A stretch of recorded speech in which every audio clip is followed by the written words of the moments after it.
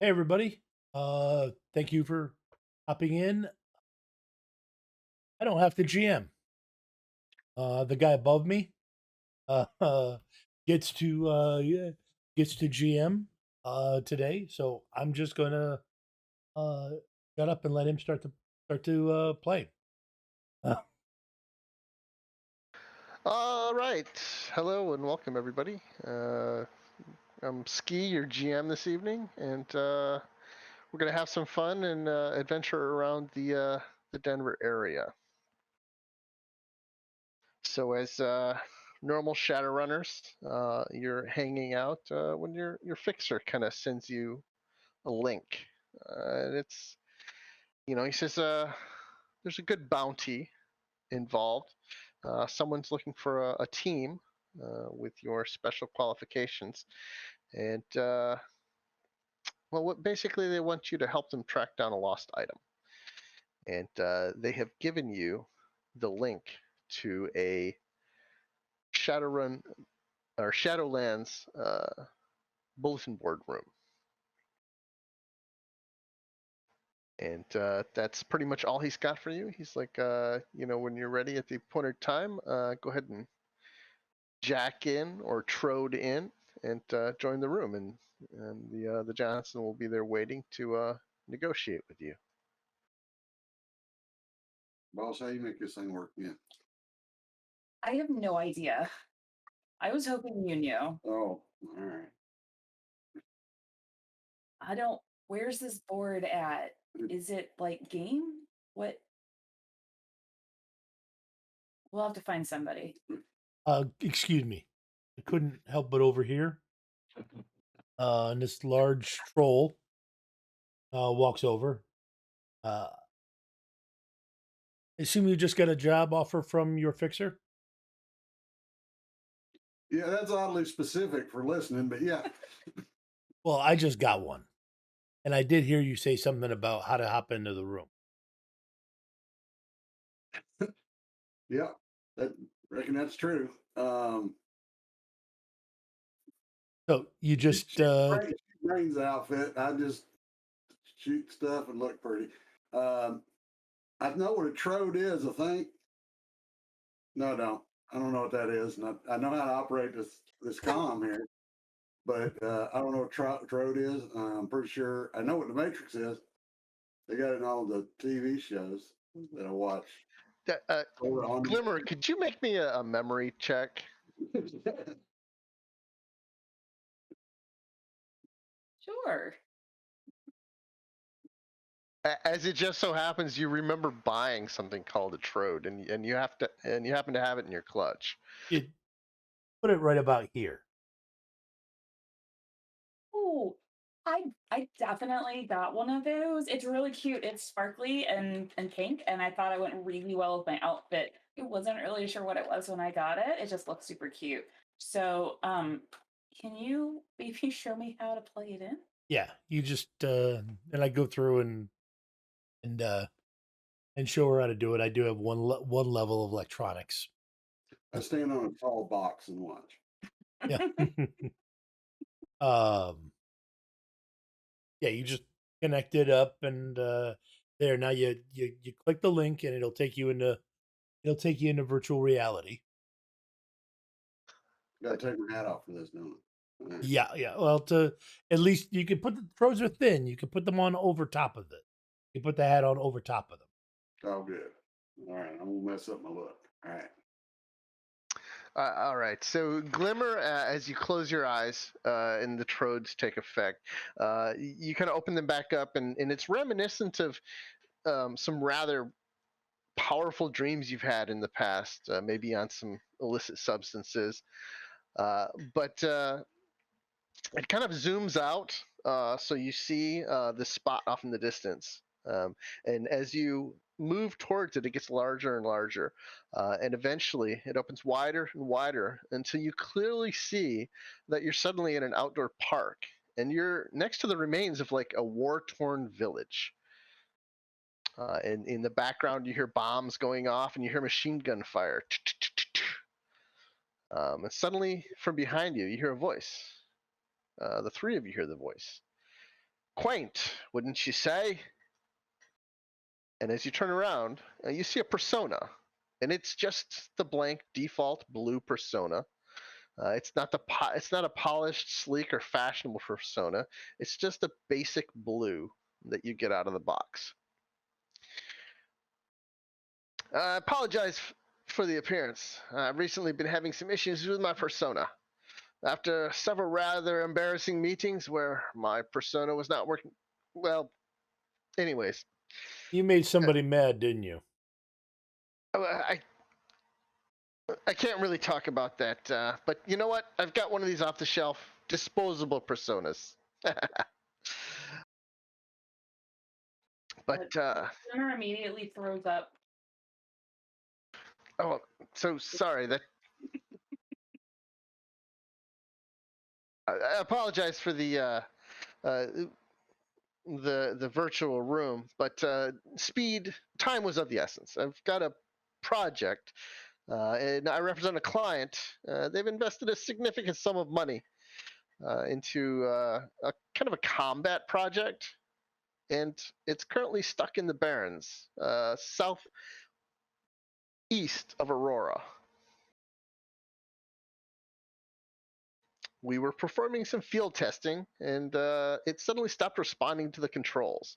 And the device, it's still out there, and it's sending back data, but it's completely ignoring all of our commands and control feeds.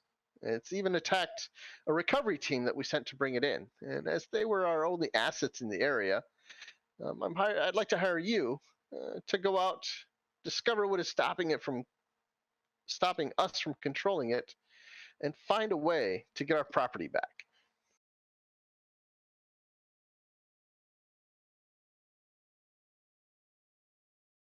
You so you've got a drone that's attacking people. Yes, that's you've You want us to cut get straight to the close to it, crux. and you want us to get close to it and bring it back to you. Yes, that's exactly it. How many pieces do you want the drone in? Well, all right. So we will offer you 5,000 yen apiece if you can get the drone back to us successfully. Um, we would have to drop the price to 3,000 if you had to destroy it yourself. And we even have some offline drone assets that can assist you, but if we have to bring those in, there would be nothing left of it, and it would only be worth 1,000 to you. Wait, I, so you said this was a government thing? no, I did not. I didn't actually say. It's just a client of mine. Is this offensive drone like it's got guns and whatnot? Well, obviously not lethal weapons. We're not that inhumane.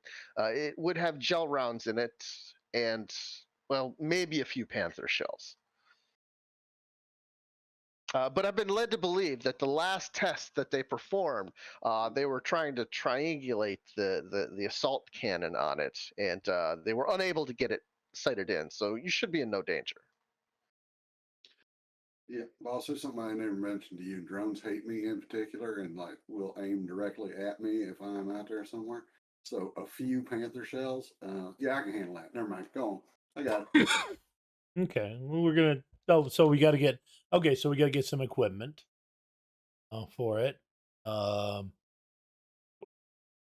probably stop by a guy I know and get some shields so that we can approach it. So I do have some suggestions. So we had set up a field outpost, and in that outpost is an RCR, a remote control rig. However, it is paired to a specific data jack that also comes with the RCR. If you can get that data jack inserted into one of the ports on the drone, then you'll be good to go. We can take over control here, and you know the drone will shut itself down normally, and you will earn your payday. So we got to.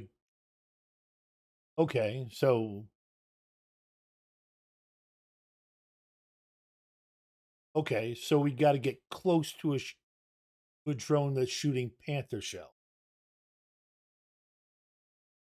Okay, Yes. that's I don't That know. I don't know. What do you guys think? 5,000's low for that. I'm not Yeah, saying that I. does seem low for a government, definitely not government kind of thing. Yeah, I feel like I saw a trade about this one time. Something about dodging? Maybe that was the ball dodge one. I don't remember. So if 5,000 isn't enough for the group of you, what would your counter offer be? And if you guys want to make a negotiations roll as a group,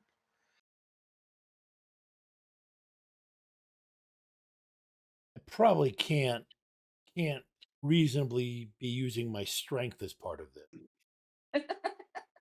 yo, Because we're in.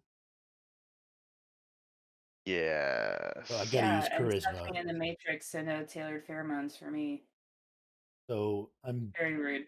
So I gave you four hits, glimmer, because I actually have influence and I rolled well.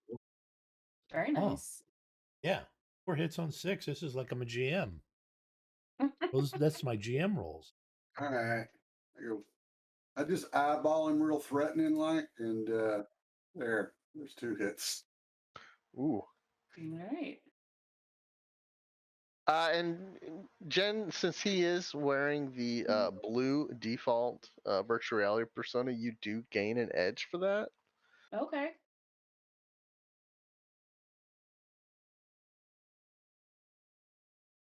Oh, and I didn't show you. Uh, all right, you negotiate back and forth, and he seems to, he's. I definitely understand where you're coming from. We had reached out to more operators, but unfortunately they were busy this evening. They had, I don't know, life events to take care of. So you're what we've got. I'll go ahead and throw in their additional. The additional funds we'd earmarked for those operatives.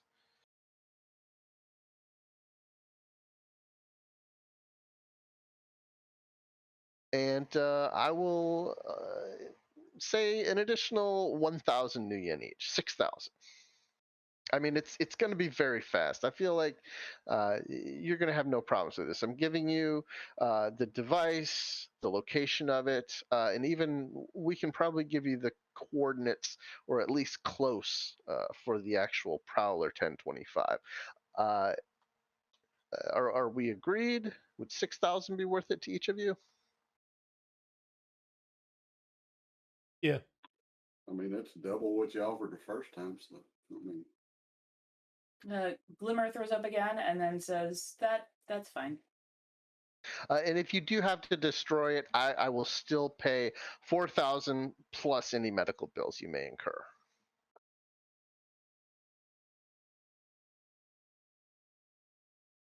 And he reaches up into the air and he kind of starts manipulating something. He pulls down what looks like a small data chip and he hands it over to you. And you see on the data chip, a basic schematics and detailing the Prowler 1025. It's a low to the ground aerial weapons platform. It has a Panther XXL cannon, a Stoner Ares M202 machine gun, which is loaded with gel rounds, and it also has a grenade launcher, but it's only loaded with flash and smoke grenades.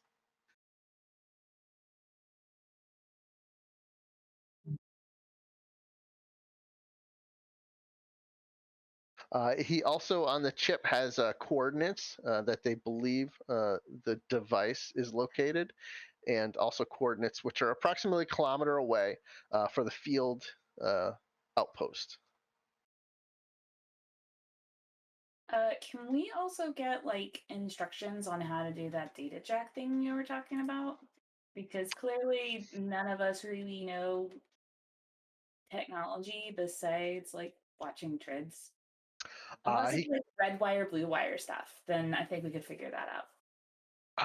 yes. I'm not exactly certain. This is just what the technical people have told me. They said it's a very simple device. There's a crate. It's one of those field crates you see with the locks on the front. You open that up, and it almost looks like a joystick. And next to it is a long silver pen device that looks like a data jack on the other end. Find the data jack on the drone, uh, plug it in, and we should be able to regain control shortly after that.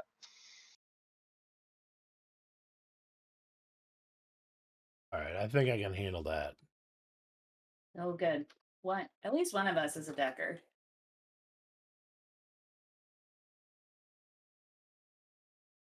All right. So let's get you out of here before this world messes you up anymore, lady. Yep. Got any other Okay, questions for bye. him? Okay. Glimmer just takes off her trodes and runs to the bathroom. Yeah. Do this for a while, and then I plug. So Okay, I see why you guys don't use VR that often. no. What's your name? That was real helpful. Jay. Jay, you want some whiskey? Yes. Cool.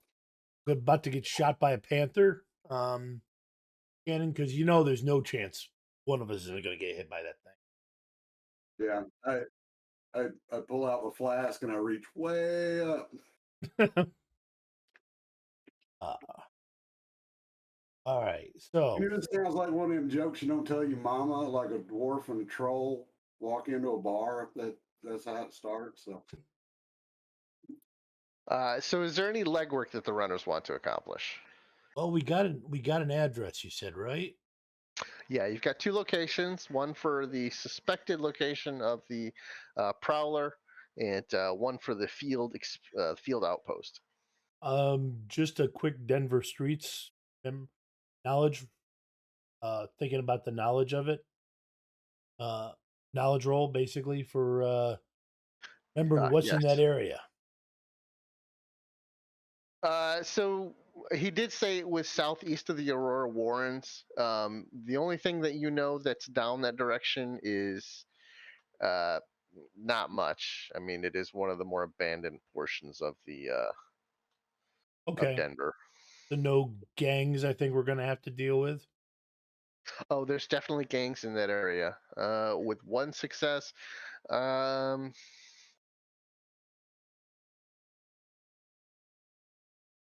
so you do know that the ancients have a. Definitely the ancients are in that area. You don't know of any other gangs that would be operating out of there.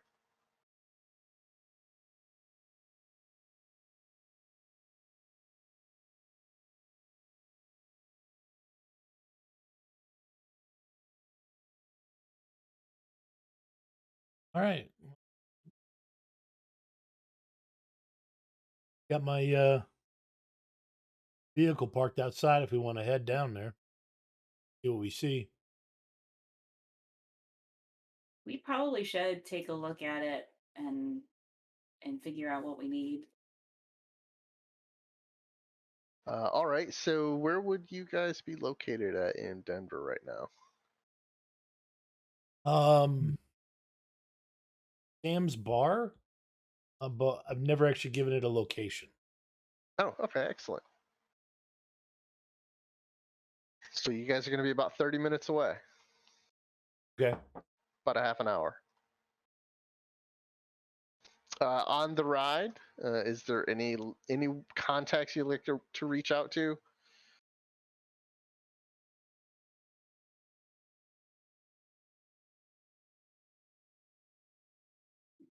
Let's see.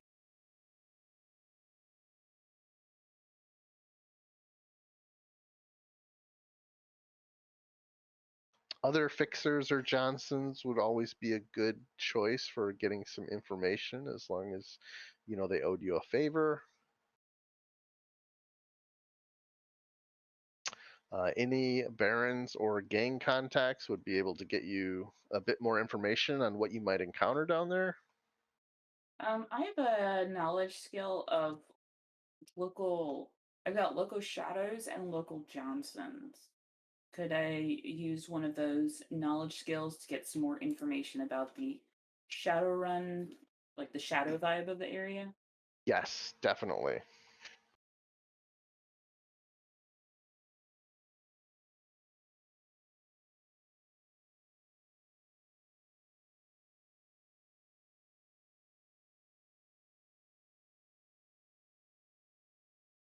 What would you like me to roll for that? Oh, the if you have that as a knowledge skill, go ahead and roll your memory.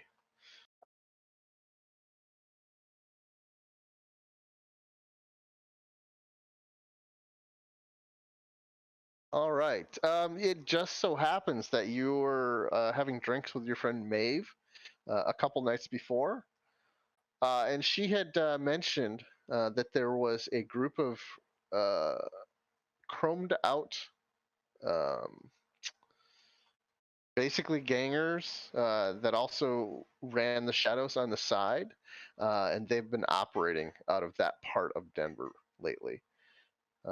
They weren't a very well-rounded team, and they didn't have a very good reputation for getting things done without undue destruction. And you actually had quite the conversation with her about the leader of the team, Atlas, who was kind of a cybered up orc, and Silver Lining, which was a fast street samurai, and Flight, who was the rigger. So I was talking with Maeve, and I don't know if you guys know Maeve, but you should. She's really great. But we were chatting, and there are some like chromed out losers down there that are gang members and also Shadowrunners, but apparently they're not good at either one of their jobs. So maybe they should just go back to their corp. I don't know. It seemed like a whole thing. Like, you know how the youths are these days. Um, yeah, so there is Atlas, and you went too fast, and I didn't get the other two. I want to say Silver Sable, and I knew that wasn't right. Silver Lining and Flight. There we go. Okay.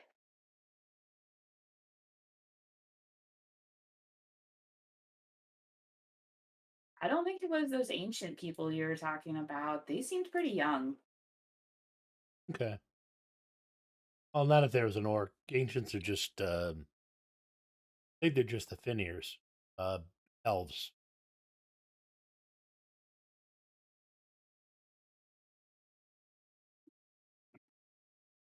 Yeah, boss. I have a lot of questions, but I don't know that anyone has the answers to them.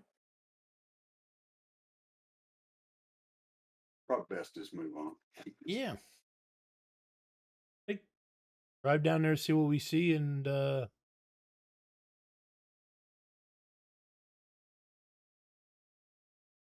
be nice to have somebody else I can hold in front of myself. We approach the thing. Well, maybe you could find that. So what's the plan, team? Well, we know the location, or we know what they tell us the location of. No, we So scout it first. yeah, drive into that area, scout the area. So you're going to the field outpost, or you're going to the last known location of the hover tank? Um, I would say outpost first because it's not the actual item. yeah, and that way my car don't get shot either. All right, that's a good call. Yeah, I like that. All right. So traveling southeast through Denver, you make your way into the Aurora Barrens. Um, Matrix access starts getting spottier and spottier. The road itself gets more rugged as service in this area is not as complete. Buildings are jumbled masses of the broken down and the other buildings which you obviously people are living in.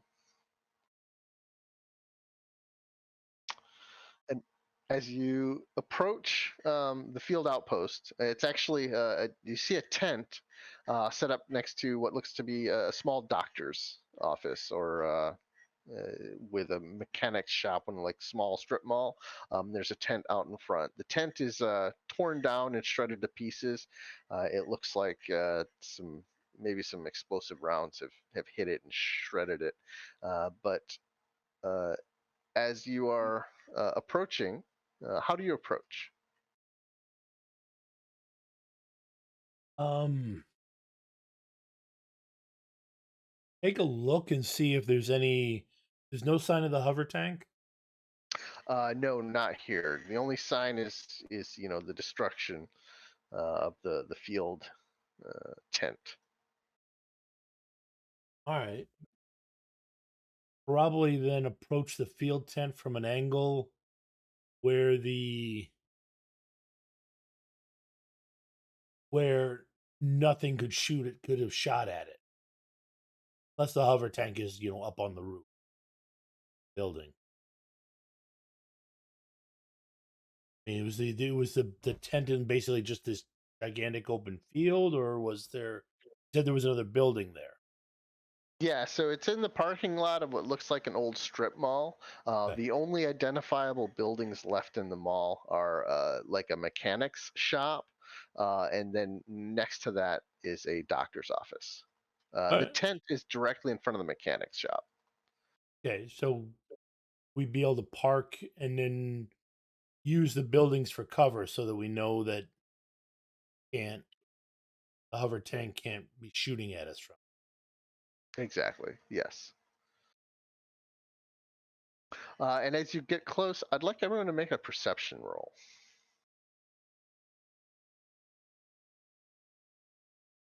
Is this a visual test? It is. Thank you.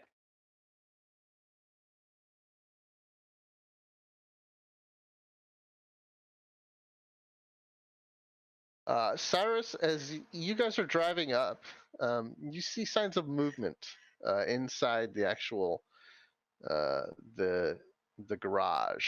The door is up, and inside there seems to be someone moving around. And as the van gets closer, you see it duck into the shadows. Point that out. I don't say anything. I just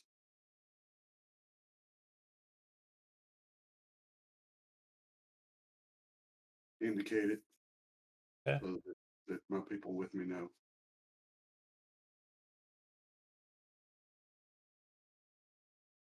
You don't think those are the mechanics?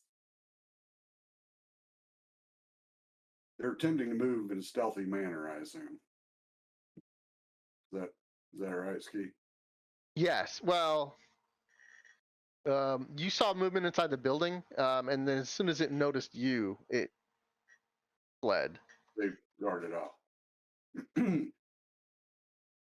Mechanic usually don't skedaddle quite like that. That's somebody who don't want to be seen. Sort of like us. Hmm. I don't know how agile mechanics usually Uh, you want to go That's check the it out? opposite. Yeah, I can. I mean, I'm not calling anybody out on not being sneaky, but I ain't too bad at it. Okay. All right. I would say we sneak over there. All right. I'll take the lead because I got Yes. ridiculous amount of body. Wow, look at that. Yes, so Jay, you parked the van Yeah. or your vehicle. You're able to. So, how are you going to? Well, here, let me move you guys to a map, so at least you can have a visual.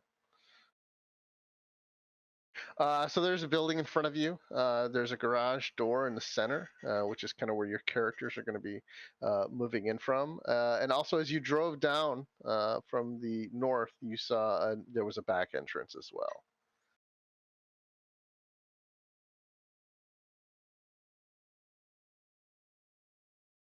Which way you want to go in?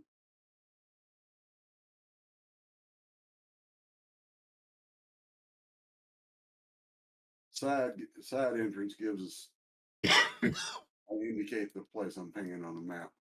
Mm, Gives us cover on two sides coming in. Also, makes big sense. open area.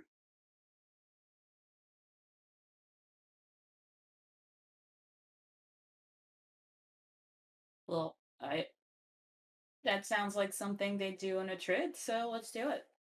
I don't know anything about your tactics. Um,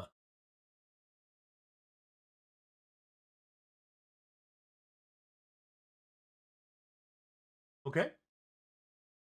I'll let you guys figure out how you're entering the building. All right. So this entrance is open. Yes, so the garage door is completely open. Looking in there, both Cyrus, all of you see the room is kind of in a disarray. It looks like there's there are tools strewn about. It looks as people had left hastily. This is probably the repair facility that the field outpost was using to actually, do modifications to their hover tank as they were testing out here in the Barrens. All right, I grab this corner right here and draw my pistols and look around in there. Yeah, I look around. Also, around the corner. Also, Make another perception check.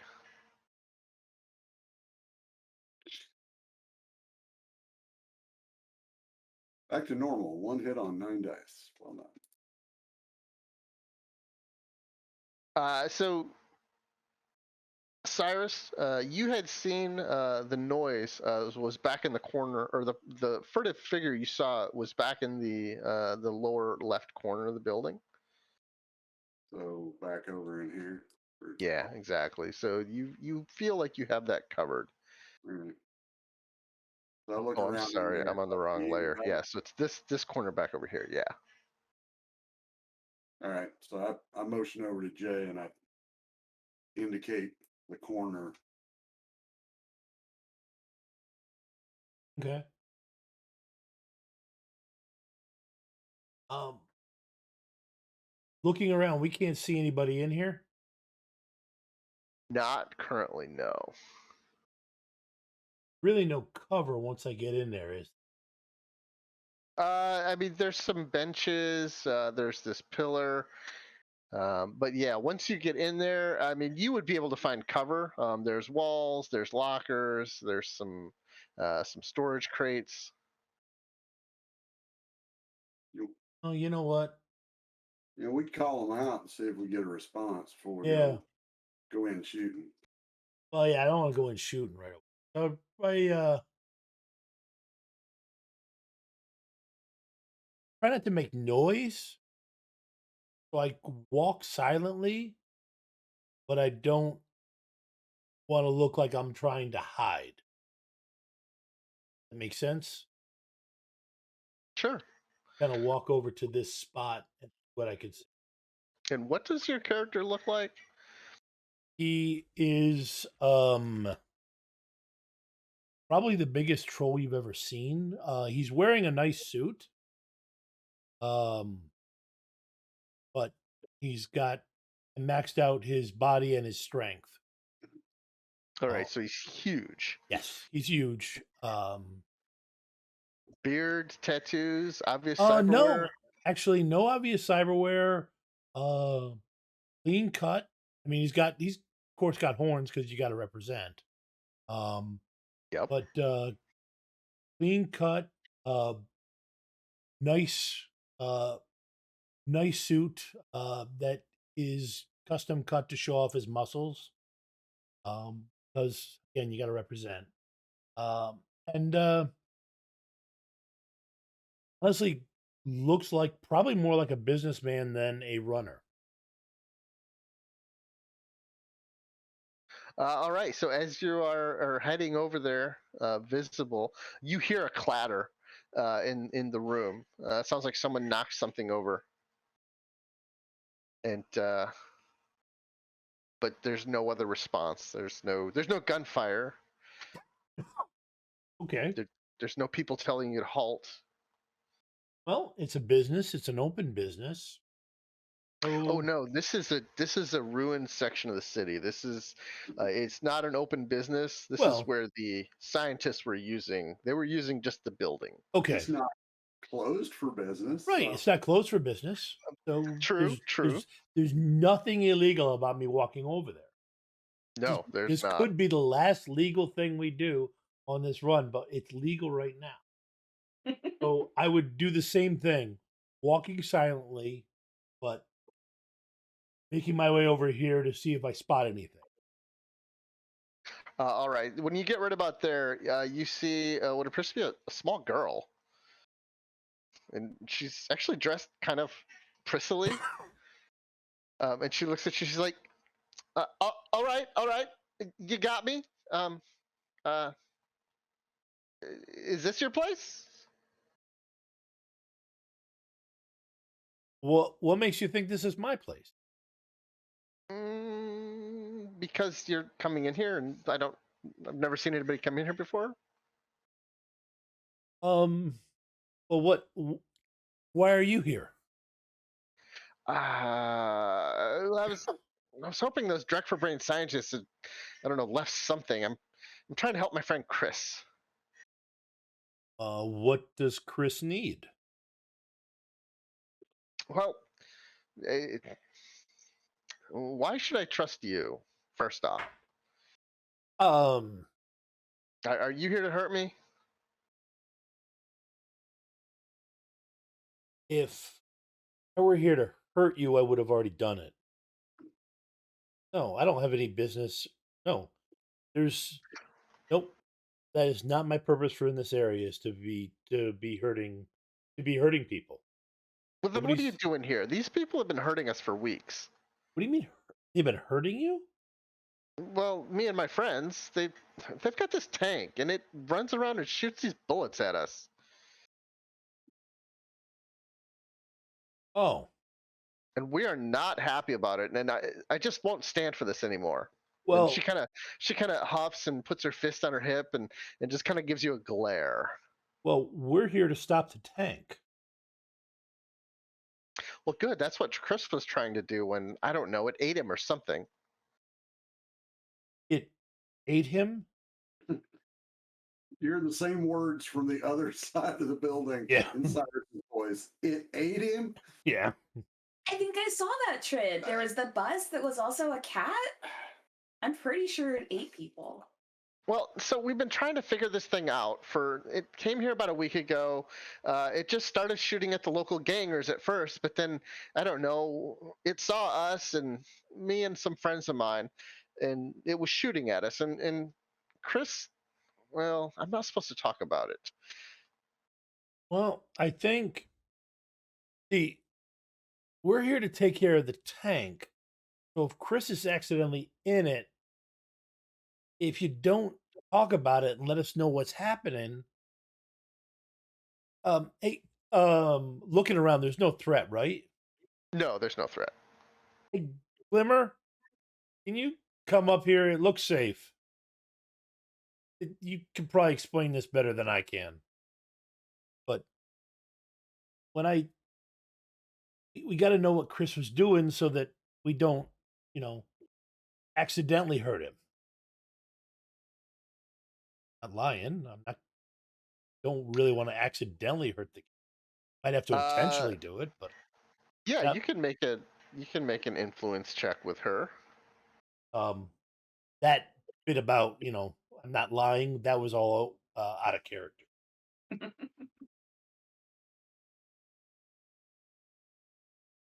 Yeah, this is why I was like, And Glimmer, he's called you forward. Are you coming up? Yeah, I'm headed over that way. I just wanted to see a deep a how hole I that could sentence dig. ended, so I knew what I was working with. As soon as she sees a more feminine face, the little girl comes out, and she's not a little girl. She introduces herself as Lucy, and she appears to be 13 to 15 years old. Well, hi Lucy, I'm Glimmer. Oh my god, I love your nails. They are so cute. You'll have to tell me where you got them done. her eyes get really big, and she looks at. She's like, "Wow, you're like the most whiz person I've ever seen. You've got some style." Thanks. I know. You do too, though. Go ahead. So, Uh, what is it about Chris? okay, so some of us have been living here in the barrens, and it's not an easy life, but well, Chris seems to have a special ability. He can, I don't know, he fixes our devices, and he can talk to machines, kind of. And he just got really upset that this tank thing was going around and hurting people, and it would park every time they would take it out. It would park in the middle of an intersection, and we know the tunnels here. So Chris went up underneath it, and I saw him playing with a panel. And then next thing I know, he disappeared, and the tank started driving around erratically and shooting stuff. And it drove back here to this area, and it drove off all of the scientists and the mechanics. Did But you see Chris go into the tank? I don't know. We couldn't tell. He was under it, and then the next moment he was gone. So we're not sure where he is, and we're not sure what's going on because it's been a couple days and Chris hasn't come back. But the tank is still out there. Has the tank come back? I mean, it's still out there. It went back to that same intersection and it's just sitting there. It tried to shoot anybody since Oh was yeah. So there's some gangers that have been driving around, and they've been shooting at it, and it'll shoot back at them. I think they're trying to like run it out of ammo or something. Is it those chrome jerks? I heard about them. Yeah, I don't know them, but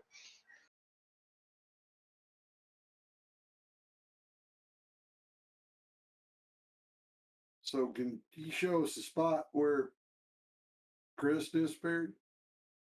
uh yeah, actually, I can take you there. There's some tunnels that'll lead us right next to it. one second. I look around. I mean, there's everything's kind of scattered and everything like that. Is there a large piece of steel plating or anything like that that's around? Um, yes, you would be able to find some. If you had a reasonable engineering skill, you could fabricate some type of plating Um, shield. we actually um do using logic or Yes. uh, not my strong suit, but I mean, two hits, you find basically a solid piece, or you rip one of the doors off of one of the lockers over here, and you grab some of their flexible wire, and you fabricate yourself, a nice uh, shield. It's about 5 foot tall and maybe 24 inches wide. okay. All right.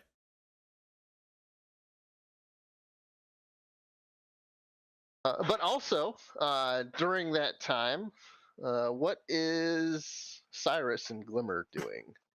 Well, after I figure out why he decided that time now was the time for blacksmithing, I start looking around the place in here to see if there's anything that anybody left behind, any clues or anything. Since this is where the thing came from, right? Yes, and this is actually where they told you to go to get the RCR. Right. So I start looking around for something labeled RCR, or that looks so technical that I don't know what it is. You find an olive drab box with silver hinges on it. It has stenciled on the top Mac Guffin,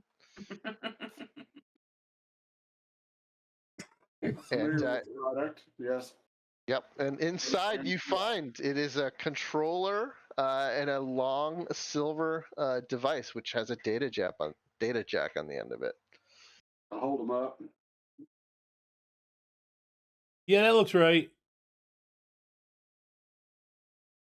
At least with what I know with my one I'm not. Look, I I'm didn't not a know how decker. Trode, I didn't know how Trode worked till he told me. So that looks like the same plug, and it looks like a joystick. And Jay, you're more of a decker than either of us are, so I say you're a decker. Well, I have a policy of never arguing with a pretty woman, so all right, I'm a decker. Speaking of, Lucy is just she really digs Glimmer. She is asking you for makeup advice and trying to find out where you get, where's a good place to get her hair done, even though you kind of think she doesn't have many options to get her hair done.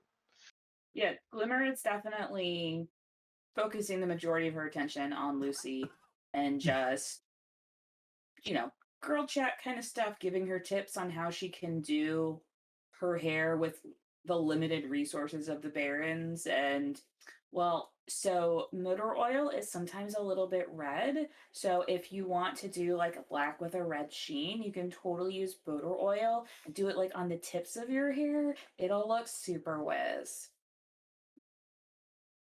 Uh, you're just the best, Glimmer. This is awesome.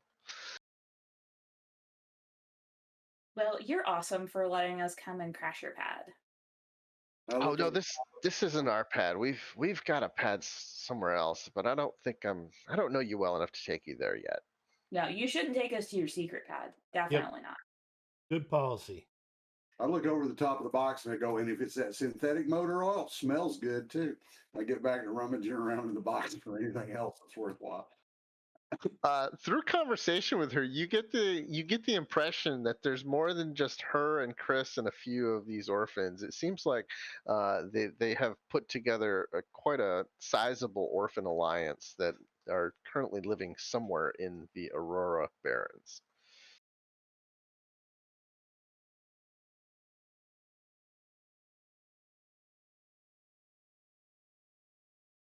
In fact, she speaks fondly of her friend Jonah, who recently actually caught the attention of some other Shadowrunners and was gifted a little stipend so they could learn more. Shout out to some of my friends. Sorry. I go to the truck, pull out one of the survival packs, hand it to Lucy. Might be some stuff in here you guys can use. Wow, thanks, Mr. J. That's really nice of you. Well, you just tell your friend Jonah to be careful if he's talking with Shadowrunners. Some of them are not very nice, and if somebody's mean to him, he shouldn't work with them. Oh, they were super nice to him. Like Jonah had found this old beat up drone somewhere, and Chris was able to get it running again. But Jonah ended up showing these Shadowrunners where something was, or I don't really know, but they ended up buying a nice fancy drone for him and let him just keep it. So he's actually been using it to do deliveries and making us a little bit of money on the side. That is Alright. an excellent use of resources. Pick up the So shield and okay, that's all set. Cyrus has got the data jack pluggy thing. I have the tween. Alright. Ours combined. All right, let's go. So Cyrus, yeah, I mean, you're watching this and you see Glimmer and next to her Lucy, and just like their body language and the words coming out of their mouth, and you realize Lucy is like just a tiny little Glimmer. Mm-hmm. These worst people you could emulate. Hmm. I hand Glimmer the joystick, and I hold on to the plug. I'm gonna try and plug this thing into it. It's gonna shoot at me. I can assure you. It's Well, gonna pick me before it picks anybody else. well, that's It shouldn't pick me. if we then if we both approach it, it can hopefully this this thing will hold up a little bit. It's just gel rounds, so This will hold up for a while until you can get close enough to dart in. All right. I appreciate it. Ooh, hey Jay, do you have any snacks in your rations box or in your van or anything? Uh, Axe? Well, I was thinking that if Chris is inside the tank somehow, that he might be hungry Ah, unless okay. he eats. I grab another survival pack. All right, there's some emergency rations in here. I wouldn't call them snacks, but he's hungry. That'll probably be enough. I mean, unless he enjoys eating like wires and stuff, I don't know. But if I was stuck inside a tank, I wouldn't care what the food was. That's fair. You're right.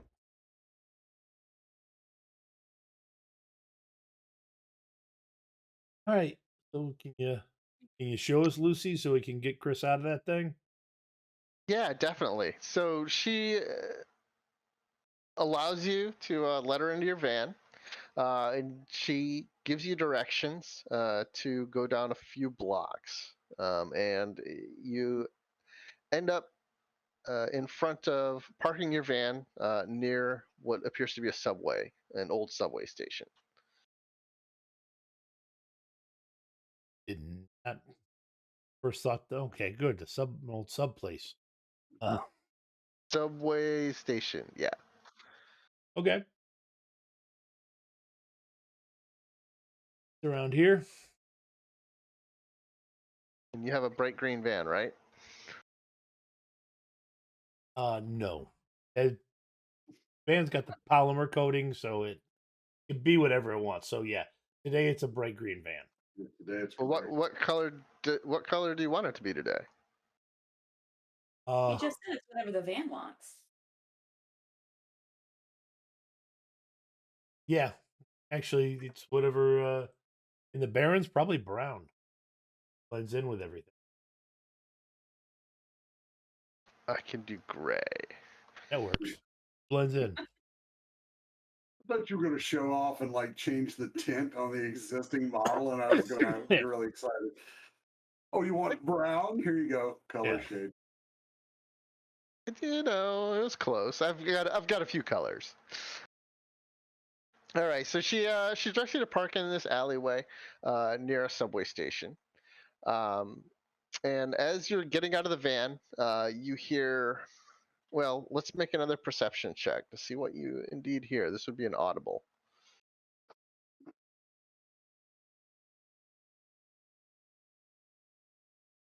All right, all of you hear what is definitely the high-pitched whining and gravel on the street of performance motorbikes, the electric engine kind. At the end of the alley, you see two more youths, and they appear to be uh, uh, running and dodging as there is a group of bikers that seems to be for sport uh, shooting at the local orphans. I start sprinting down the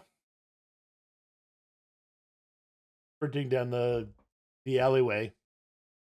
That is a good choice. You can get to the end of the alleyway, but at that point we need to roll initiative. Okay. Do we want to go ahead and take our break right now? That'd probably be the best. Yep. Sounds good. Okay, folks. We'll be back in 10.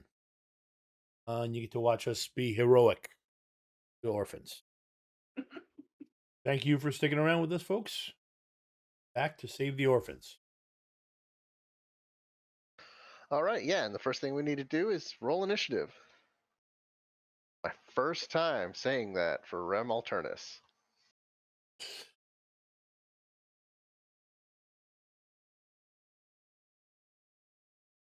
First time rolling initiative as a player character in a while, and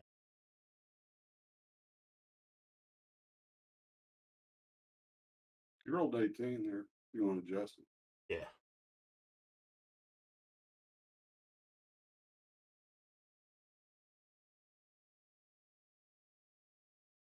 All right. So once you reach the end of the alley, what you see is uh, this young man. He's probably 16 years old with an obvious cyber eye and actually probably a cyber arm. Is helping another teenage girl about the same age as him off the ground.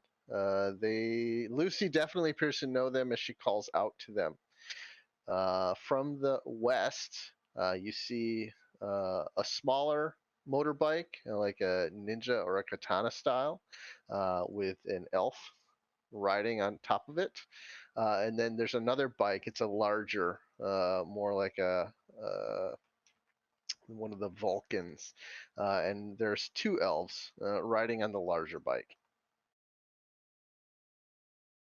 They are coming this way, and they all have guns drawn and appear intent on shooting at these young people that are next to you. So this is the smaller bike down here, the red one. Yes. Is it going to be a full round before they get here? So they are traveling probably about 10.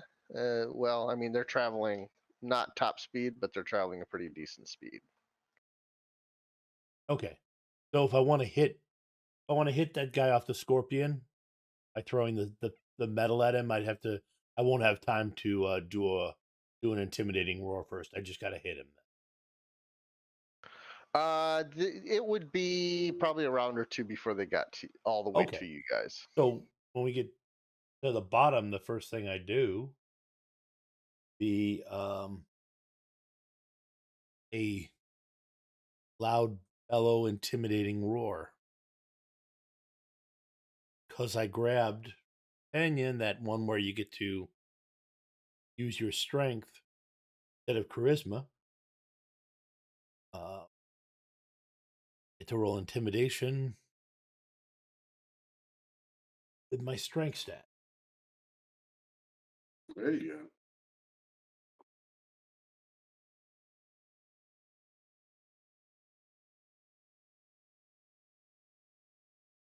So mechanically, what are you intending with this? Just to throw them off their game? To basically show them that there is this gigantic troll that can hold this big piece of metal above his head and just throw them off their game and scare them. Yeah. All right. I mean, what I would love is the guy on the scorpion to just fall off of it. Just be startled and fall off of it because he wasn't expecting me. He wasn't expecting me. You do watch as he actually, the bike swerves, and it actually looks like he was not really paying attention and is almost about ready to impact that burned out car right in front of him. But the bike does wobble, and you're not exactly sure what's going to happen. Oh, I'm sorry. It was Payne's turn first. Oh, yeah. Payne. Oh, sorry. No one goes before Payne. Yeah. It's true. No one goes before pain, but I really don't have a problem with the intimidation roll at the end of the movement, so it's not a big deal. We should rename Payne to my turn. Yeah. So, I got a troll providing cover here, so there's no reason for me to find any. And I'm going to shoot the driver of this vehicle twice. I mean, so which firearm are you going to use? We'll use my Ares Predator 6. All right. Now, so since that is an Ares Predator and it does have burst fire, you have the option to do burst wide and split your dice pool to both targets if you choose. Yeah, I can do that, and I can do it twice because I. All right. So on the core tab there, go ahead and click the drop down next to semi-auto and change it to burst wide. Burst wide. There we go. Yeah, there you go. We're gonna play with some new stuff in the Roll20 sheet. So when you click that, it's gonna go ahead and roll two dice pool. It's gonna split your dice pool and roll twice. All right.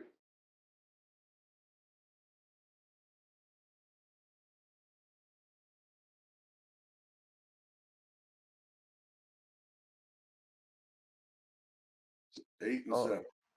All right. So the first biker And you're definitely going to get an edge, actually, from both attackers. So you would gain the maximum edge this round that you can gain 2. All right. All right. So first off, that biker, you have 2 hits on him. He rolls his defense, and he gets 2 hits as well. Fortunately for you, he's surprised. Was not expecting someone to be shooting at him. He thought there were just some innocents there. So he's not prepared to be using any edge. And 2 hits is a hit for you. What's your damage with that? 4p? 4P. I don't know why it's saying S, but yes, 4P. I'll correct it on the character sheet. I don't know what's going on there. No, it says 4p there. Oh, I thought it said S. Oh, I was No. looking at the wrong thing. Yes, 4P. Sorry. All right, so but he soaks 4 damage. So you watch as the round hits him high in the chest. He jerks back. The bite kind of swerves a second, but he just kind of grins and continues forward. However, the road warrior on the back, you've got 1 hit on him. Yeah. He makes his defense roll. Ooh, and he is able to just deftly dodge out of the way. Cool. So You're what I'm going to do is I'm going to switch back for my second, the gun in my offhand. Yep. I've got ambidexterity and all the stuff where I can just no penalty and I can use a simple action to fire a second gun. Yeah, definitely.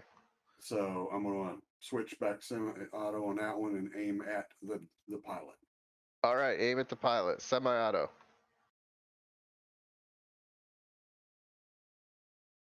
Wow, this time you've got 5 hits on him. Taking into account, the slight swerve, you take a second to focus yourself and trigger a shot directly dead center mass on this guy. He does his best to get that bike out of the way, but you are still able to hit him for, this time it is for 6 damage. Which he soaks 2 of. So you watch as blood kind of spurts off the side, and he grimaces. I didn't want to kill anybody today. No, that's not true. I definitely wanted to kill somebody today, and you're it. All right, is that it for pain? Yep, done. So you've used everything. Your both major actions. Did you have any minors remaining for defense? No. All right, Jay, you're I up. used my major to fire one, a minor to fire the other one. That's Oh, okay. yeah. So I still gotta make. All right, this guy right here. I assume he's still quite a distance away from me. No, those are on the GM layer. Oh, sorry about that. It's okay. This is scalable. Yep. Give me a second here. Those are invisible to everyone else. Yep. No, I forgot. Thanks, Tom. Now, fish. Is there something going on? Second. Okay. No, that makes sense. Yeah, if we had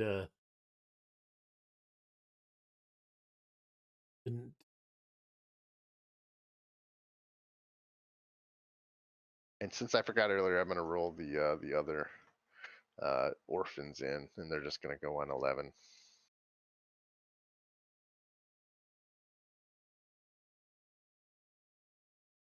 Okay.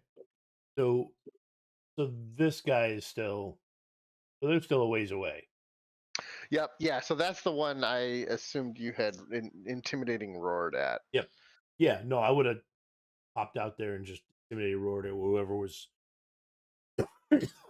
coming down.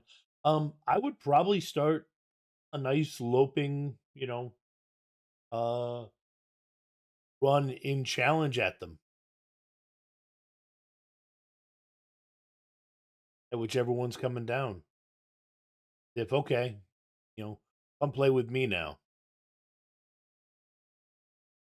All right. So go ahead and move your token to where you're going to be at. And is there anything else you're going to do on this turn? Or just save everything else for any time? Or I'm just saving everything. Yeah, I'm saving everything for reacting as they try and. Actually, mostly saving it for reacting if they try and zip by me. all right, there you go. So this biker is the one that's already been hit. You watch as he applies the brakes on the motorbike. You obviously have shown him that you have teeth, unlike the prey he was after before, but he's still going to travel forward about 10 meters as he's quickly decelerating. And he's yanking the handlebars of the motorcycle hard over. It looks like he's trying to spin it around and maybe take off and get out of here. Glimmer, what would you like to do? I would like to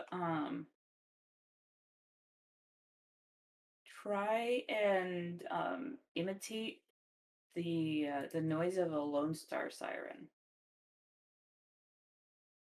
All right. Um, which I assume is going to be a con. Yeah, sorry. Go ahead and make a con check for performance. I was really hoping you were gonna give us that. I'm conflicted on what a Lone Star siren would sound like Okay. because the U.S. has the wheels, but the Europe has the bep bep beps, and they're so It just keeps saying Lone Star over and over again with a trademark at the end that you can't see. the Yes. star TM, the star TM. Lucy kind of looks at it and she's like, "They don't come here." But all right, yeah, 5 hits. And also gesture to the other orphans to kind of come over to where Lucy and I are.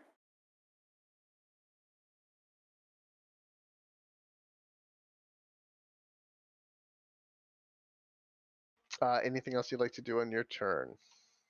That is. I thought that was a pretty good plan. That's all I got. Okay.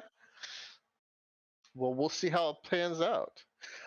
So yeah, the other 2 orphans that were in the alley, they come this way since you were waving at them, and you see them kind of like they cluster up with Lucy there. However, the other biker on the back of the bike was undeterred, and he looks and sees Jay there with his big shield, and that roar kind of unsettled him. But you know what you do when something unsettles you? You shoot at it with a Remington room sweeper. And what is your DR with Jay? Let's see. DR with J is 15. Oh yeah, you're gonna get an edge from this. But he gets 4 hits. He gets 4 hits. Yeah, Okay. he's got 4 hits. If you want to go ahead and roll your defense, he's got a chance, right? Yeah, I'm trying to figure out I gotta roll. I want to roll dodge. So dodge would add your athletics pool to your defense roll. Right. Okay, so I can just click defense. Okay, then it rolls that, so I just 5 dice. Yeah, just click the plus sign there. And I'm going to actually take over your sheet for just a second because I want to turn these on. And back to you. There you go. All right. How many? So okay, so I get another 5 dice. Athletics. Actually, I get another 7 dice. I've got. No, I didn't with this character. Sorry. So I got 6. All right, so you're able to, especially using your giant new shield, holding it up crosswise in front of you. You feel the impact of the shotgun shells. It's buckshot of some kind, and like it patters off of the shield and kind of bounces off the bus next to you. Okay. Yeah, you are fully able to avoid that damage or even that hit.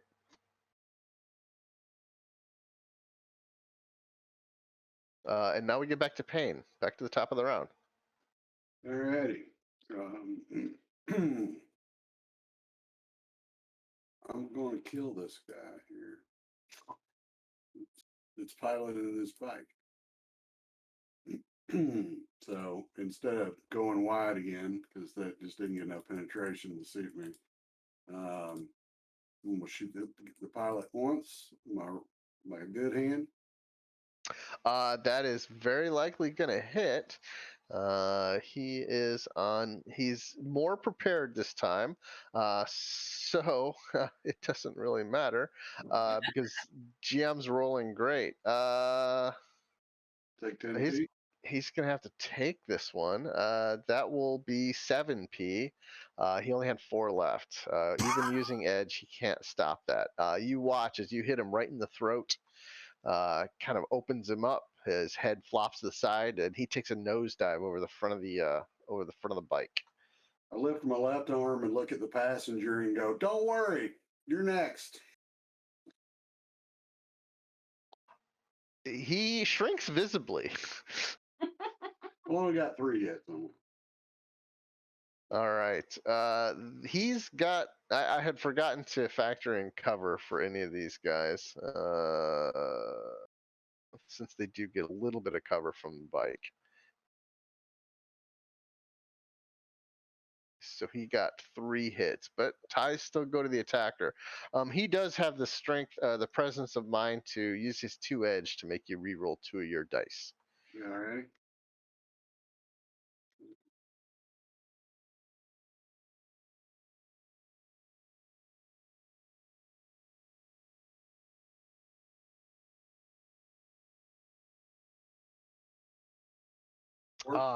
Excellent. He forced you to miss. So yeah, so your second shot kind of bounces off of the armor plating on the front of this big burly motorcycle, and he is unscathed this round. All right. I use the rest of my action to get under some cover over here. All right, excellent. Well, this round, we get back to the biker lieutenant. The biker lieutenant has to make a piloting check because of the intimidating roar from Jay. And I think I must have skipped the biker lieutenant last round. Yeah, I don't think he did anything. You mention it. Actually, it went before you, so it had not had a chance to do anything.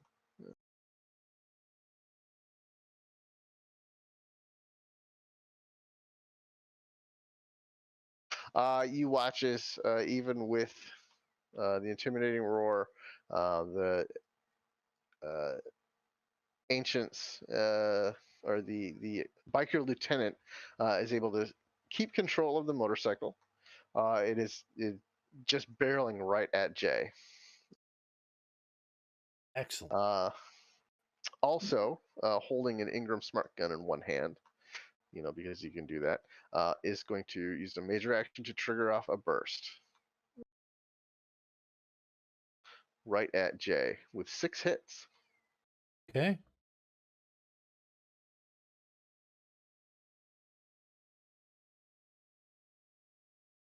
Let me roll my extra 5 because I'm one of my minors. Dodge.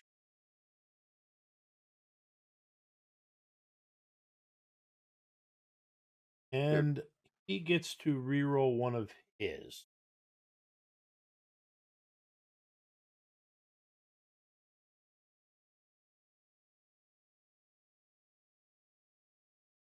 Excellent use of edge there. See if it pays off. Indeed, it does. I mean, like, this is a hair's breadth away from hitting you in a vital spot. But fortunately for you, luck is on your side, and the biker lieutenant just missed. Misses. Now he's close enough for me to run up and hit him with my shield. Aw, is that what's gonna happen? That's what I would like to happen. Yeah, he's coming at me. I'm charging him, smashing that shield into it. All right. Yeah. Go ahead and make your. Let's see. That's gonna be probably exotic weapons. If it was exotic weapons, then I would just literally drop it and clothesline him because I don't have any exotic weapons. I just have close combat. All right. Let's just do close combat. You're punching him, and the shield is just coming along for the ride. Yep. Okay. So let's see. Yeah.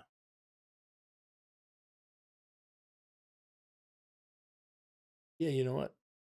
Close combat.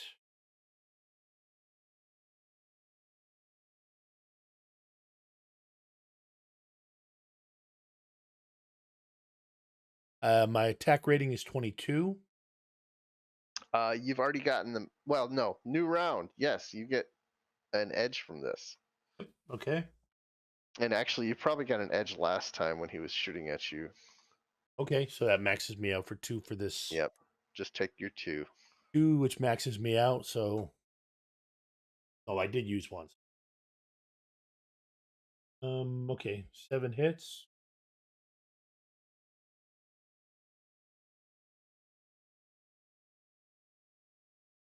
All right. So the biker lieutenant is not getting close to that. So you've got 3 successes in there. The lieutenant is going to make you. I don't have any edge on them.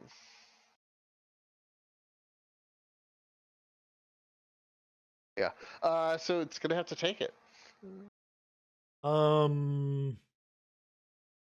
Okay, so that would be 7 damage, and is that more Yeah. than its willpower? Yes, definitely is. And I'm just gonna do the knockout. Edge action. All right. Do you want to explain how this goes? This happens? Um, yeah, literally, I charge up, face palm him. I'm assuming, and his bike keeps going. He does not, and then I just plant his head into the broken pavement. All right, you watch as you just snatch this lieutenant off of the bike, slamming her into the asphalt uh, with a resounding thud, knowing that she's not getting up anytime soon, unless you decide to let her.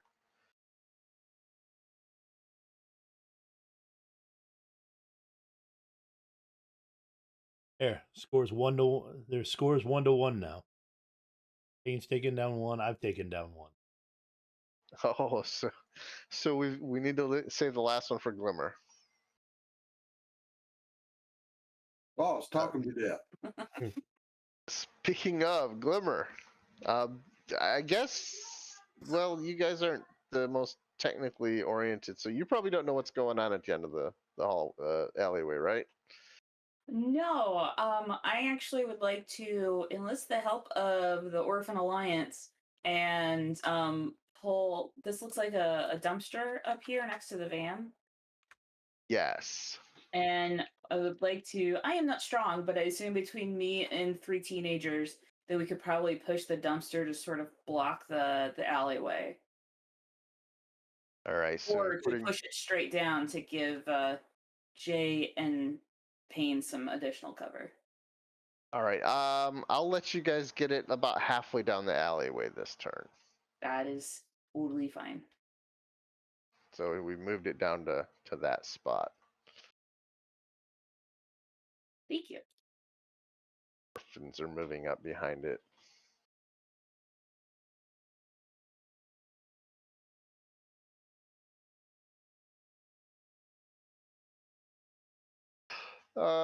Anything else you'd like to do? Um. Yeah, I'll go ahead and give a threatening shout that that these old ancients should go home and leave these young people alone who are not ancient.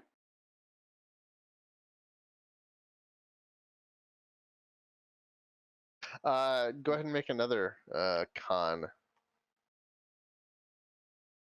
check.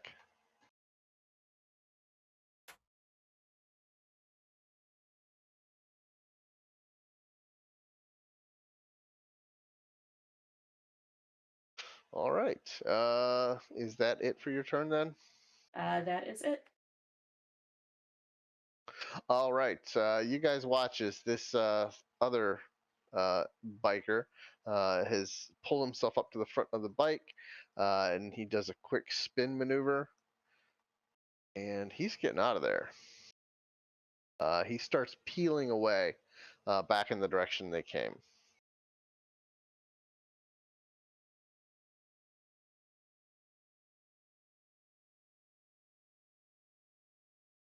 Yelling over his shoulder stuff like, "You're gonna regret the day you messed with us."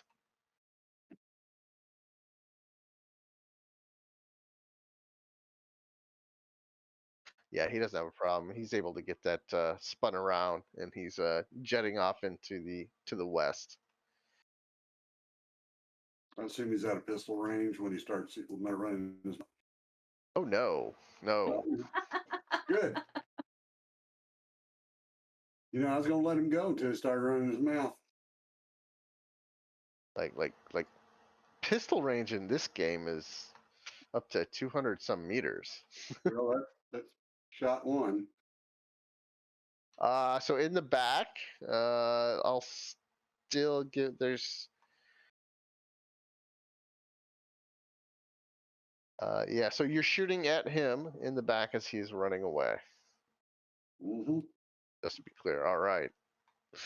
That's definitely gonna hit, and it will do 7 damage. Just slight correction. He's shooting him in the back as he's threatening us. So Well, this is not shooting somebody in the back. This is future preventative measures. It's definitely shooting Oh. somebody in the back. yeah, no, Yeah. don't mistake me. I was all in favor of it. Okay. So, and you're just gonna end it at that, right? My guy's gonna get to go home and lick his I wounds. got another pistol in the left hand, so Yeah. let's do that again. All right. So he's not gonna learn his lesson. Oh, he's gonna learn a lesson in the afterlife, but not in this Yeah. one. And he might survive. No, Yeah, I'm thinking no. Yeah. no. 13 minus 6, and he only had 4 left. So, that was it. You watch, and as he crumples off the side of the bike, kind of skids and tumbles a little bit. This bike also tips over. I guess you guys are now the proud owner of some unchipped motorbikes. But that is the end of combat.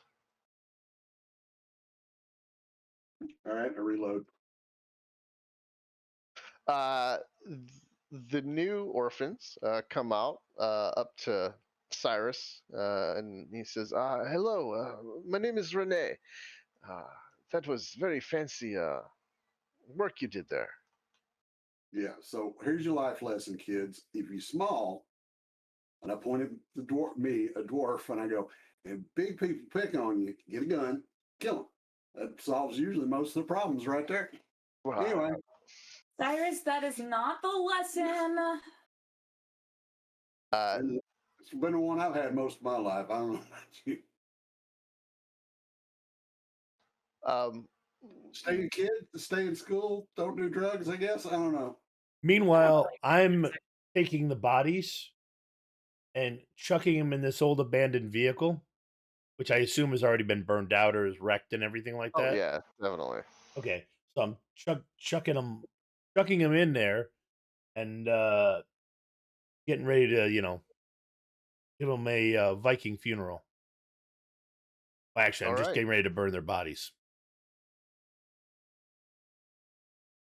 and picking up the bike and checking it over and then carrying it over. You're carrying the bike. Oh, actually, you're right. It's unchipped, so I could roll it. There's nothing. It's not like the wheels will lock up on me or anything like that. Yeah, no. There's no matrix at this point right here where you're at, anyways. Yep.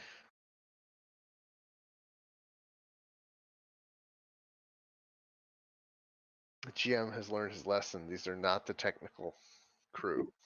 Nope. No. Nope. I mean, Well, we're doing surprisingly well just by massacring bad guys. Still got yeah. plenty of I time. mean, oh, So Lucy looks over at you guys. She's like, "Wow, that was that was pretty whiz, Glimmer." And if you guys want, we can head down into the tunnels now.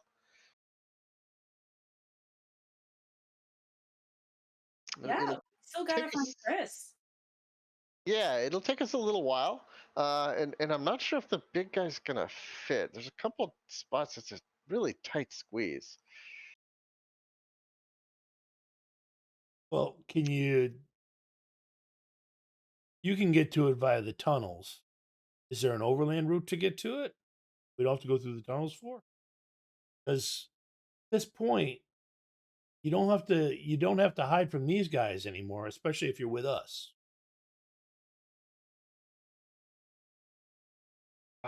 Yeah, I think we can do that.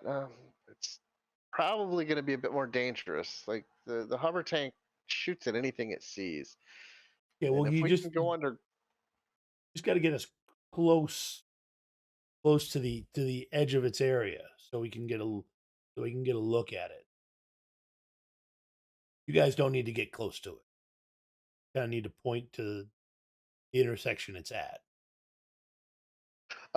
she'll agree. She's going to take you as close as she feels is possible. In fact, Lucy kind of looks over and Glimmer, and she's like, "This is getting a little bit too dicey for my taste." She puts her heads together with Renee and Katya, and Renee will come to you. He's like, "I will take you." He's like, "We're gonna Lucy and Katya. They're gonna stay here. Uh, I can lead you."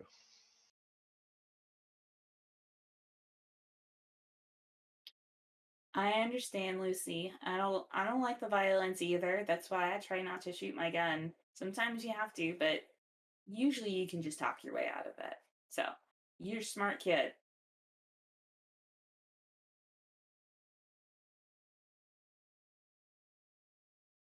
Satis- Or you can shoot them. But that's good too.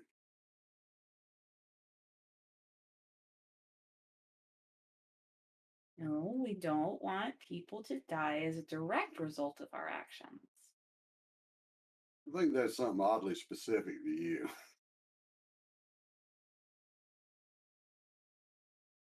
I don't know how to kill people except by direct action. So if you know a way of killing people with indirect action, I can do it all day Well, long. no, actually, there's a trick to it.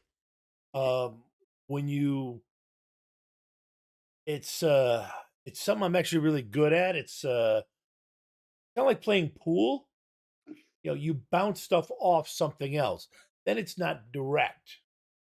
Oh, I'm a trick shooter. I can do that. I can Yeah, like no, bounce it off something behind them and it kills them, and then I'm good because I Yeah, didn't shoot them. Right? right. It's not a direct action at that point. That's an indirect. That's not my cause of direct action. That's indirect action. Yep. So as you guys are talking, you just put the bodies into that car. Did you check them at all? Probably would. Yeah, you're right. I would have actually gone through and looted them. Yeah, so the leader was actually still alive. You just knocked the leader completely unconscious. And Oh then yeah, kind of you're right. I smacked her on the forgot about ground. that. Yeah, no, I wouldn't have burned them. I would. That's a horrible way to die. I wouldn't have burnt the body. I forgot. You're sitting on fire. You hear some screams coming from Yeah. the vehicle. Like, whoop, I thought I was the bad guy here. Yeah. All right. So he's still awake. Okay. What do we want to do Still with this guy? unconscious, What do you want to do with this but not guy dead. who's unconscious?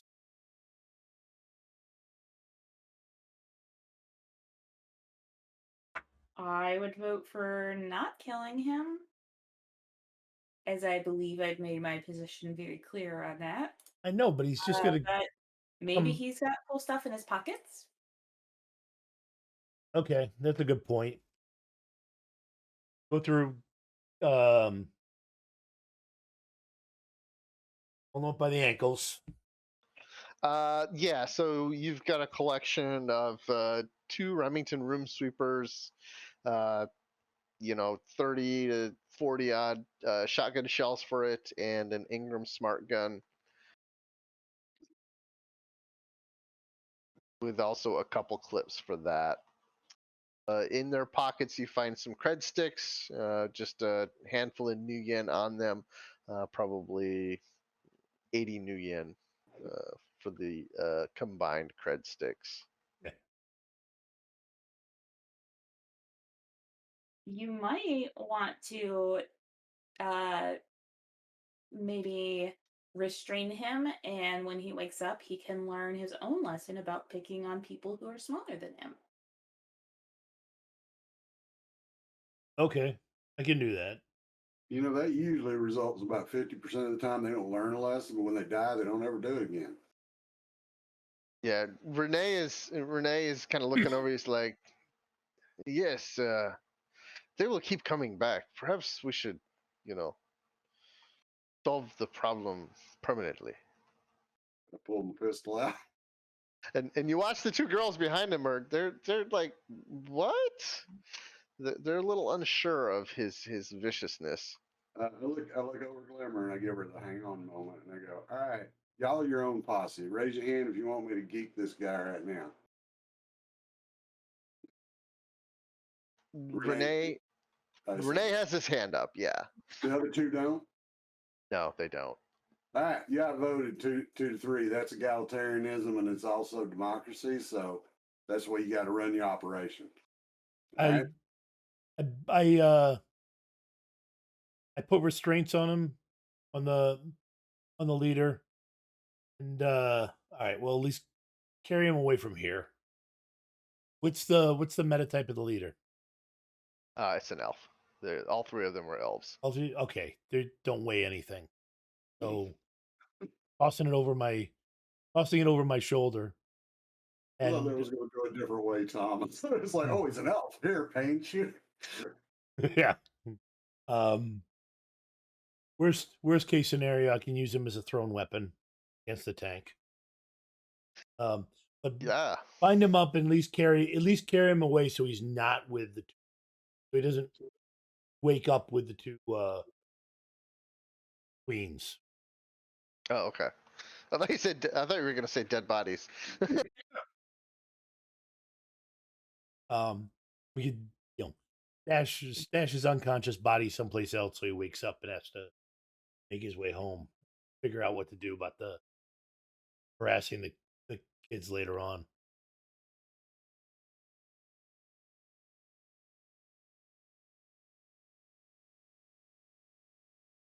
Okay. So Yeah, definitely. So yes, Renee takes you overland. I need everyone to give roll your edge stat.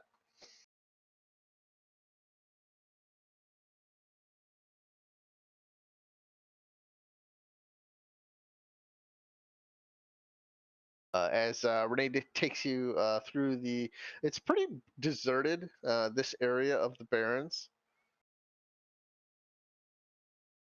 1, 1, and 1. You guys are remarkably consistent lately. Let's see. Yeah, nothing really crazy happens. You're starting to get kind of tired carrying this elf along, Jay, but you do make it. how much does the elf weigh? Oh, it's not on the sheet. Yeah. Like a $1.10. This guy's Yeah, if he's a, over a, 110, a buck I'll be a $1.10. That is well within his his lifting capabilities, which I calculated out. Yeah, but it's just kind of awkward. This body Oh, yeah, eventually flopping around. at some point. Then if it becomes a pain, um, Huh. where we stash him in a burnt out place. All right, yeah. So you find an abandoned Thai food place, and you just kind of Yep. toss the body in. Yep. Okay, no problem now. That's done.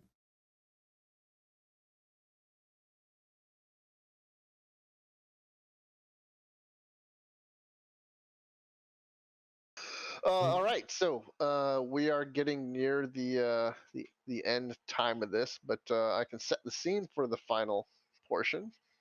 Okay. You guys, Renee brings you into a building. It's about a kilometer away from where you were earlier. He kind of escorts you through some abandoned, deserted building, and brings you out to the side. To the far east of you, you see what appears to be a tank of some type. Hey. And it is just sitting there. And Renee explains to you this was where Chris actually had encountered it in the first place. The building to the east you can access via the tunnels, and that was one of the places that they went in and got underneath the tank. Someone small would be able to take those tunnels and come out underneath the tank again, or you could run up to it in the open. But the tank is just sitting there. As someone small, I volunteer. One other thing you notice as you get here, well, I don't know if you all notice, but the Matrix appears to be active, and so does Grid Link, which is probably the reason the tank is here. It's actually charging. Oh, good. Okay. Well, that helps. Hate to. Is this a fuel truck of some sort? It does appear to be some type of truck with some liquid in it. Could be milk, could be gasoline or whatever fuel. Yeah, got it. Cool. Yes. Could be soy. Could be soy. Could be the tanker truck that was on the map when I found it.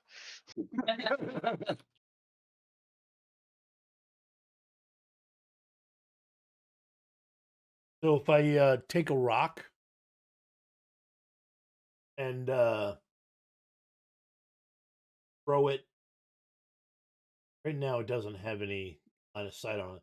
So I throw it so that it bounces across.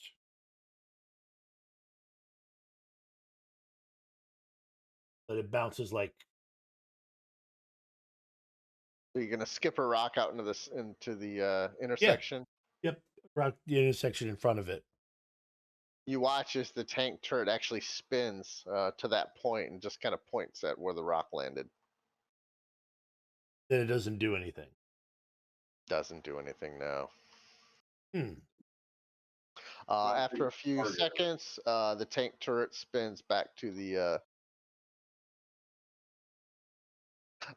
tank turret spins back to the. But I knew I should have held on to that elf.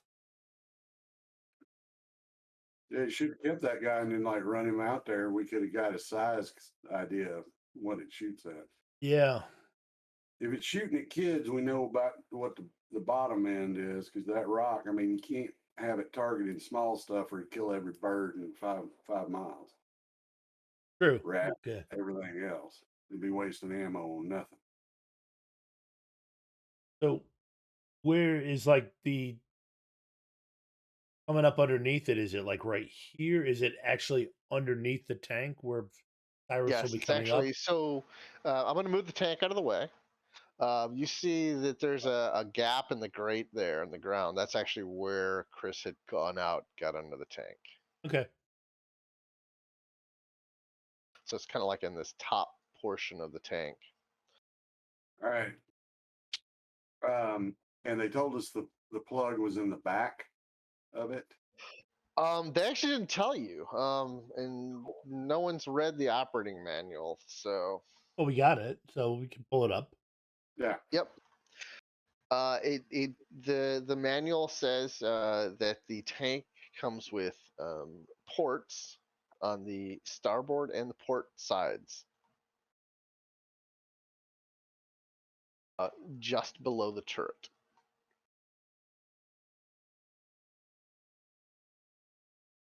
All right. I can do that. Okay. From where you're at right now, perhaps you would like to make a perception roll, see if you could see it.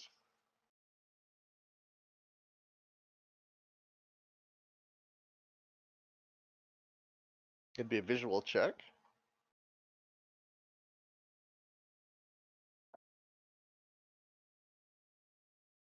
Ooh.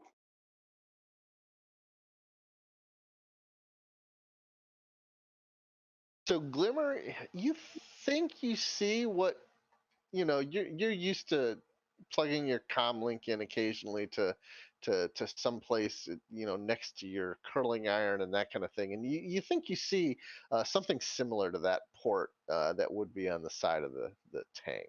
I Oh, did up point I it. did up my hits to 3 using edge, Okay. and Y- I got I have a level electronics. Yeah. So yeah, you definitely just below the turret at the basically the 12 o'clock position from what we're looking at right now, you do spot what is definitely a data jack. Since you know about electronics. It's right there, Payne. It's just like my 5-in-1 curling iron, flat iron, heated brush. Thing is, I'm been gonna put thinking that about down. this. If the What kid's was it? inside it and we give back control to our employers, the kid's still stuck inside it. Yeah.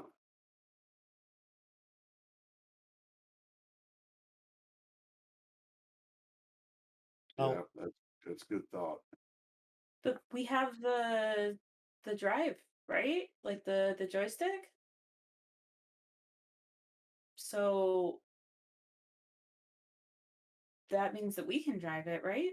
No, look at the manual, see what it says. yeah, is that will that give us control, or were they going to take control when we plug it in? Make an electronics plus logic test. Reading the instructions. Trying to decipher this somewhat foreign language. Now I wish I hadn't used all my edge up. Uh, However, I am going to reroll one of them. One die. One edge.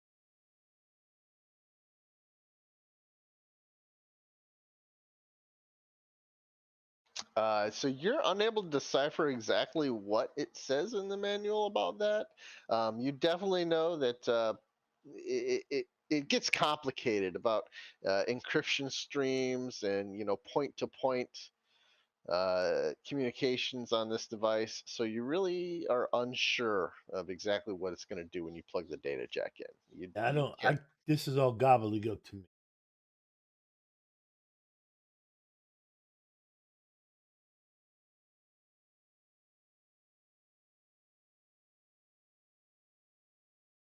I was dangerously close to it. I was really hoping. I was actually going to ask you, which dice are you re-rolling? Oh, it's always the one. You always reroll the ones. So we don't know. It is Mm, not easily apparent. There's definitely some gray area here. I can also just start like pushing buttons. Well, that's when he plugs it in, we'll see what we can do. If you get Y'all holler at me, tell me to unplug it. I don't know if that'll do anything. that might, yeah, if we might, that might do it. The other thing is if you get close and it seems to be paying attention to you, yell and I'll I'll run across there with the shield with the big piece of metal up so it can has a target to. So Renee asks, he's like, am I taking anyone into the tunnels? Yep, me. All right. So he leads you back around. You guys back out to the intersection to the north of this. He has you help him open up a manhole cover. Um, you want to go ahead and give me a, what is that going to be? Do you have athletics? Yep. He will assist you.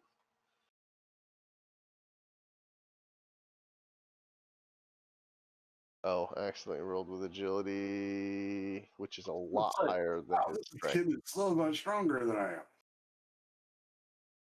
am. So he gives you one additional dice if you want to go ahead and roll that. Oh yeah.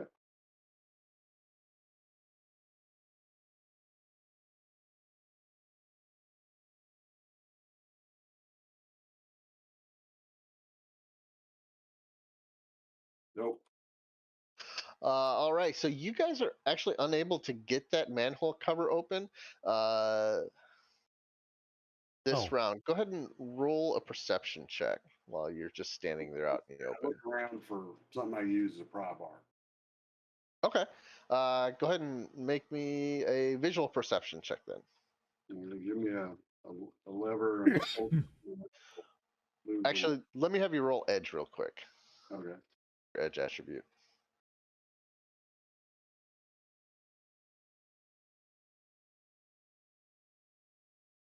So you're able to find a pretty good sized piece of steel that you think is going to assist you in getting that manhole cover open. All right. Grab it and try it again.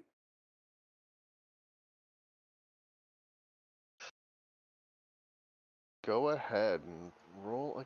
Yeah, so this time with the manhole cover, you don't even uh, you find a good point. You're sticking the steel bar down in there, and before you even ask Renee to come over, you feel it kind of chinks in solidly, and you just kind of give it a good heave, and the manhole cover pops open. Renee leads you down, and right as you're ducking your head under the ground, you hear off in the distance the crunching of gravel. It sounds like there's another electric vehicle traveling uh, nearby. You're not quite sure where it's at, though. Do you continue down into the underground, or do you want to see if you can figure out what this is? Yeah, you hearing it below or above? From above, you hear just because I mean, all the vehicles at this time are electric, so you don't hear an engine. You just kind of hear like the slow crunching gravel of a vehicle kind of slowly moving their way through somewhere nearby. I pop my head up and eyeball around. I also hit you guys on comms and go, I hear something. We may have incoming. All right, from the north, you see a rather tricked out GMC Bulldog.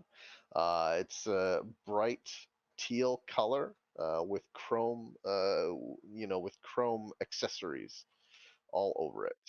got to be the rigor, distinctive style, all those. What? Basic black. Nothing wrong with it. They I'll gotta be sure give you them, go with that, Jay. Don't worry. gotta make themselves a target. We're gonna try having Glimmer sweet talk them in this standing down so we can finish this. Think that makes sense. Do we need to? I mean, I'm always happy to chat, but if there's like, do we want to wait and see what they're gonna do? Well, yeah. Let's see what they do. All right. So sitting there, keeping an eye on him, Cyrus, you watch as a blue, electric blue with chrome uh, accessories on it, continues traveling to the south. The windows are mirrored, so you can't see inside, but it continues rolling to the south. Are you attempting to be stealthy? Oh yeah. Oh, yeah, please make a stealth check. You're going to have an edge on this automatically, just because you're in a manhole. And obviously, you're in a pretty good position to hide.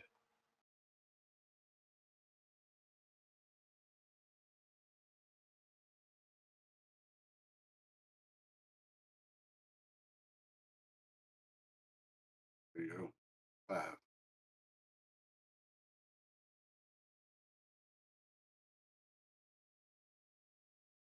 All right, that's pretty good. So the blue vehicle continues passing by you, and it as soon as it gets past you, you kind of hear the whine of the electric engine as it starts revving up and traveling faster. Seems like they have discovered something and they are moving quickly. Away from that. South of you, which is directly towards, so you're direct due north of where um, the intersection the tank was in. So it just traveled through your intersection and is heading towards where the Prowler and the rest of your team is. Oh, I see. Okay. You're going to be 100 meters or so. What's the city block? 200 meters. Sure. Yeah. It is now. So this is the point. They are driving very quickly towards this intersection.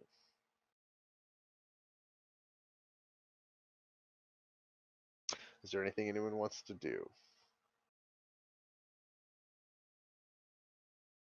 What do you What? want? Go ahead. I was just going to ask what the controls on the joystick are that I have. It looks just like a game controller: up, down, left, right, Is X, it Y, A, B. up, up, down, down? Yeah. Um, as they are like coming into the intersection, I'd like to um see if I can control anything with the joystick as it stands right now. No, no, it's connected to that the data jack that allows it to control other things. All right. Is this a good place to call it? Think so. Yep. So what we have is we have from the north the blue van moving into the scene next round. Cyrus is going to be a little off camera to the north as well, and then Glimmer and Jay are going to be in the little cafe here with a good view on the Prowler hover tank. All right. Yeah. Good stuff. Thank you, folks, for watching. Uh, probably be a good time just before to do a round of introductions. Guy, you the GM. Will you start first? Not ski. Sorry. Yeah, it's okay. Um, yeah, so I was a Marine back in the 90s, and they couldn't pronounce my Polish last name, so I got stuck with the ski tag then, and I have been ski ever since. I don't know. I don't have any real introductions for this. My first time being here on Rem Alternus. I've been watching you guys for a while. Cyrus is my favorite character. He's always got a cool quip and a comeback. Love the Thank you. style here. Love the game. So when I ran into Tesla at Gen Con, I was like, "Hey, you guys aren't looking for GMs, are you?" And he was, he really wasn't that interested, but I tracked him down. Yeah. Okay. Uh, I'm Teslan. I'm the director of special projects at Rem Furnace. I do a lot of the stuff in the back, behind the scenes. Um, and GM on Monday nights, Paranormal Albany, where I get to try to spook up the Albany area a bit. And we're going to be doing a rotation series on Shadowrun Denver, where I also so I'll be part of the rotating staff along with Jen E. Um, and then and then on Thursday nights, I do the work behind the scenes for our Gen Con TV stream. So tomorrow night, 7 o'clock, check out Gen Con TV to watch Sarah Kraus, head of Rem Alternus, interview the Green Ronin, guys behind Mutants and Masterminds. Then afterwards, after that at 8 o'clock, we're going to be playing a one shot, Mutants and Masterminds, and we'll be talking about their Kickstarter. Jen? Hi, I'm Jen. I play Glimmer on this stream. I also play on Tuesday nights with Eason and Bob Looper as the GM, where we're going through the Shadowrun Chicago missions. And I am on Thursday nights, the not tomorrow night, but regular Thursday nights, where I play Violet, the country music star face, and has the purple hat. And yeah, and I run the Geek Forge on the side, and you can check us out at thegeekforge.etsy.com. And I'm Eason.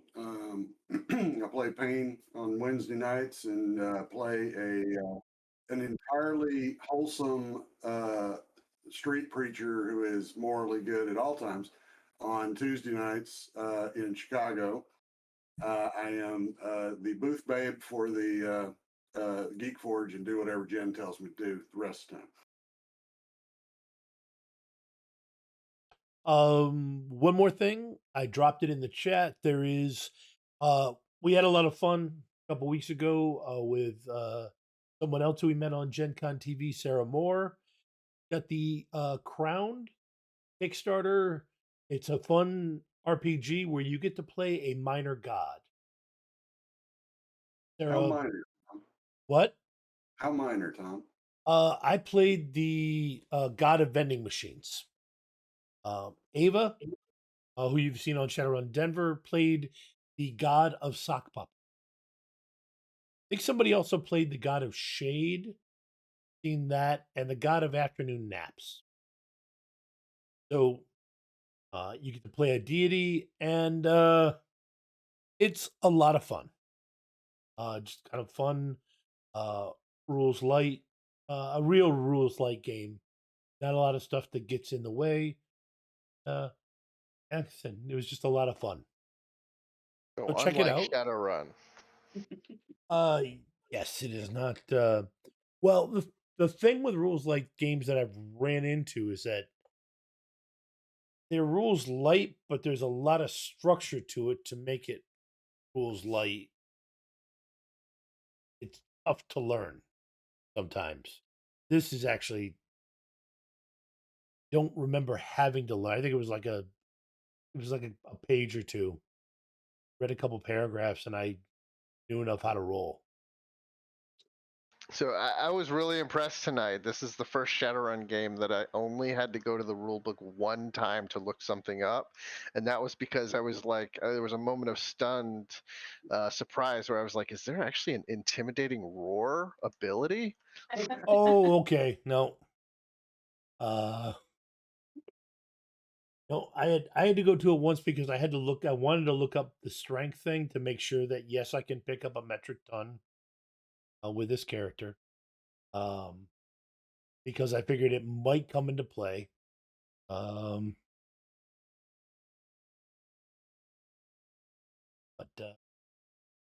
yeah, 6E is going well actually for me. I think that's it. We'll we'll see everybody in 2 weeks. Yeah, thank y'all for watching. Ski, thank you for running a great game. It was super Thanks fun. for running, man. Yeah, had fun. Adios.